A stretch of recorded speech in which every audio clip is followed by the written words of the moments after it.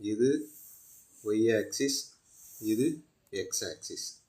இந்த ரெண்டுத்துக்கும் எக்ஸுக்கும் ஒய்க்கும் நடுப்புற ஒரு லைன் வரைகிறோம். அதுக்கு பேர் ஏன்னு கொடுத்துக்கணும்.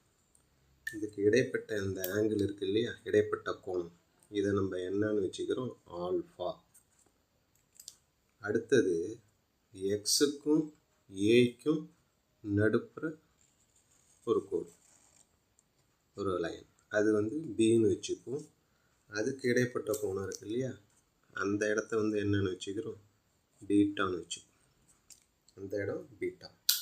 இப்போ நமக்கு தேவையான பகுதி எது அப்படின்னா, நம்ம கண்டுபிடிக்க வேண்டியது மீதி இருக்கக்கூடிய இந்த இடம்.